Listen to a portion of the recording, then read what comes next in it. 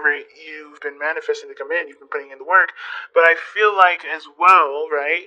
This is you guys, considering. Oh, excuse me. No, that's not the Three of Wands. I'm sorry, it's the Three of Pentacles. I don't know if I've seen the Three of Wands, but this is honestly you guys planning for the future, trying to figure out, based off of everyone's weaknesses and strengths, how you guys can move forward. What benefits, what you guys, you know, what you guys benefit from the most working together. You know, that whole dynamic, right? Figuring out what your dynamic brings to both, what does both of your sides bring to the table, if that makes sense. Like, what do you do that can help the other person? What does the other person do that can help you? Um, but also, it's about figuring out, which, if there's a future at all to even be had in the first place, right? Trying to figure out if there is even a future between you and this individual, right? The reason why this Three of Pentacles, Three of Coins is coming up is because of the Ace of Wands. I think I just messed up this deck too. Okay, but awesome with the Ace of Wands. Okay, damn. You all started out taking action on the relationship. This is something that you wanted. You went after it. Definitely no holding back whatsoever. And this is now about, I think you guys went with passion, went with your heart. You didn't really, think about how the future would turn out. You were just in the moment with it, which is not a problem at all. So now you guys are contemplating and thinking about what plans need to be made going forward. Because there is something, there's either this was reconciliation for you guys. The Ace of Wands can indicate that, you know what I mean? But I feel like there is something like you want to really. There's something real about this relationship that obviously you want to take to the next level. You just don't know what. You just don't know how. You just don't know what dynamics is this exactly. Isn't of the relationship is really going to help you move forward. But you're planning that. You're planning forward. You're getting ready for expansion and moving forward, right? And building of some sort of stability of a long-term commitment, some sort of legacy together. Now, with this could be the one showing up though. This is somebody that is definitely, again, like you've already met them. I think this person is definitely an ex, but this doesn't have to be. This could be someone that you met brand new that just hit a note in your soul that's singing to the sky right now. That y'all are in love. And I think that's you guys are just ready to just make this a reality. Make this real in the sense of like starting to expand in love of some sort. It's exciting. Now, starting off with this person here, pick the side, whichever side resonates with y'all the most. But this person, what they're not really what they're thinking of going into the relationship is the Knight of Swords. They're ready to fight for it. This person is fighting for this relationship. They are adamant about having the victory that they feel that this relationship can bring them. Right? But the thing is, too, that the Knight of Swords is going into it tunnel visioning. He's not looking at other perspectives or other ideas. This person is totally going into it with their own way of thinking, their own style, their own whatever. So they're not really open to different things, which is why the Hangman is coming in for this person. This person is like adamant about fighting for something, fighting for this relationship. They truly want this relationship to happen and for this to be prosperous. But considering that they got other stuff in here that talks about either going within or stagnancy, they have some things that they have to kind of become open about and surrender to in order for it to really start to cultivate. Now, the other person has the Ace of Cups. Now, this is for them. This is like a brand new. This is an emotional. Excuse me. I would say this is a new love thing. This is a new opportunity in love, and they do see this as that, but they also see this as an opportunity for spiritual growth. They see themselves as growing emotionally, spiritually, and allowing and trusting their intuition a lot more. This is trusting themselves a big time, because this is a door that's opening to their hearts. And I think this is for them a learning experience for themselves as well, because this is tapping into their emotional space that honestly is they probably never really go into very much, right? This is someone that's very, very, probably very focused on other things, but not their emotions. So this is an opportunity to truly delve into their feels, to truly, figure out their ins and outs of what they, of their hearts, and ultimately too going after what they want. Now, what's interesting though is that how they present themselves is the Knight of Swords. They look like they're constantly under stress. They look like they're constantly like in under some serious pressure. Like they seem like they're, you know, they're full of anxieties. You know, they have tons of anxiety right now, and it's not because the situation is bad. Because the situation actually looks pretty good. It's because they have they're not seeing the situation externally. Okay, I see why I was thinking the Three of Wands, because the Three of Wands is actually right here. Okay, but anyway, I knew that. I'm like, why am I talking about the Three of Wands and it's not even in this reading? It is in this reading, but anyway. But this person is coming from a place of anxieties and stress and doubts and worries and all these and fears, right? They're coming from a place of not really empowering energy. So, of course, right, this is allowing them to have faith, and this is a spiritual growth process for them. This is about believing in themselves, trusting in themselves, and being okay with going along with it, with how they feel, and trusting that they can accomplish the things that they want to accomplish, despite the noise and the craziness that their mind will come up with that isn't really true. Because the Nine of Swords is about, it's all the stress and stuff that's accumulated and that's come up in the mind, right? This is coming from the mind. And, it's not actually coming from the physical situation at this moment. Because if that was the case, this person wouldn't have their eyes covered, as you see, right? This person is actually holding their children, it looks like, holding their children and looking out at the darkness of the swords. So, it's interesting with this deck because this person actually is seeing the situation outside, but they're looking towards the darkness, right? They're looking towards that dark spot, the darkness in the crevices of their mind. If swords are representations of thoughts, they're looking at the darkness of their mind, the darkness of the thoughts. So they're not able to really see the situation clearly because they're not looking at the situation. They're looking at the thoughts. They're looking at the things that either they've experienced in the past that don't want happening again, or they're just not very. They don't feel very secure. Okay. Now, that being said, this person here has got some things to change as well. Like, for instance, with the Hangman coming up, right? It talks about surrendering to a different perspective. Like I said, this person's tunnel vision in this relationship. They're adamant about fighting for it, but they have to see something from a different perspective. They have to see the situation from a totally different angle. And even though this person is trying to trying to take action in the relationship, perhaps, or thinking that this relationship is needing of action being taken, the Hangman is showing that they're not doing anything. And it's not because they can't do anything. It's just because that they're the way that it's like they're hitting a brick wall with the way that they're going about it, and they have to hit a different. You have to see something from a different perspective. They have to go about it with a new idea or a new way of kind of thinking and communicating in order for there to be an impact. Because I think this person is like, no matter how hard this person is coming at them, there's no effect. Right? This person is in a situation where there's no changes, nothing changing. The situation's still fucking the same. But the thing is that if they see this person from their perspective, right? If they take a look at this person, or put the shoes on of this person, they'll be able to understand what they need to do in order for there to be progress, right? Progress is the fundamental problem for this relationship, because there doesn't seem to be very much. Somebody's like, even though this is a new beginning, emotionally, this person is still scared. This person is still worried. This person is still stressed. This person is still, entertaining thoughts that don't encourage growth.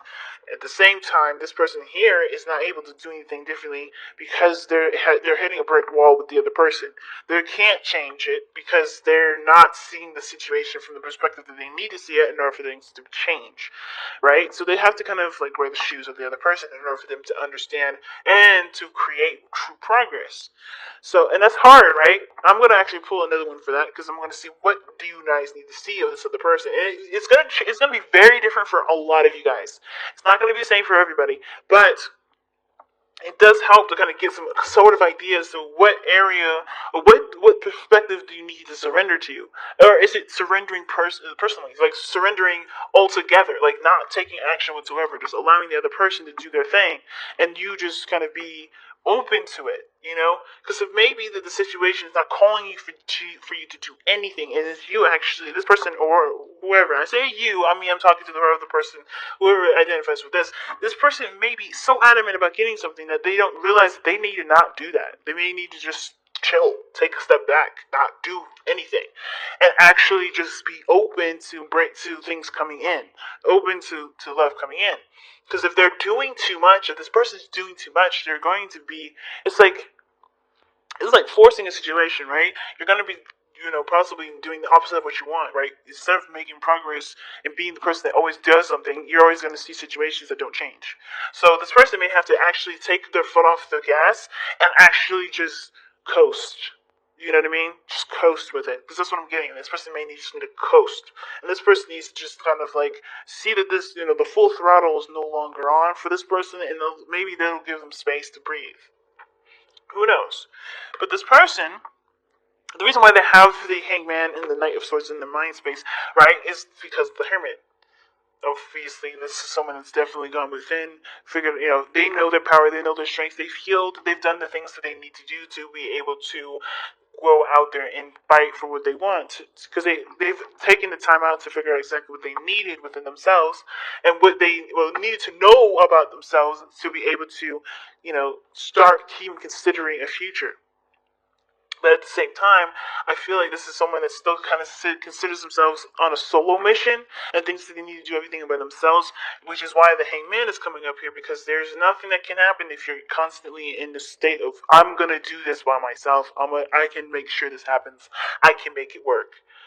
Independence is great, but when you start thinking that you can do things on your own in a dynamic of a relationship and you expect goodness and balance in the relationship, you're not going to see the results very happy. You're not going to see good results from that. You're not going to see the results that you want, because if you're doing all the work, you're always going to see yourself. You're never going to see the other person, because you're not considering the other person or giving the space needed for the other person to do what they need to do.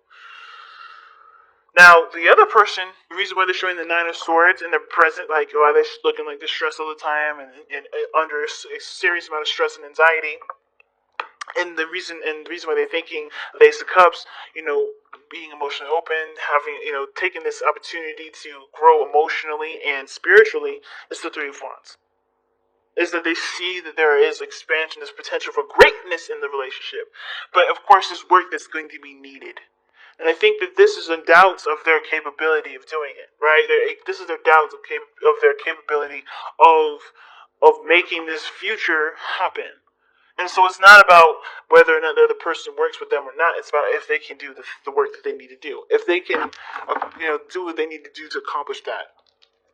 And at the same time, this person may have done work before, and they may have, they may have been, doing some things in regards to the relationship to improve it, and they have yet to see the results of it. And I think here's the thing, right? I think it's going to take time, of course, understanding that there's going to need to be time dedicated to growing a healthy relationship, because nothing happens overnight.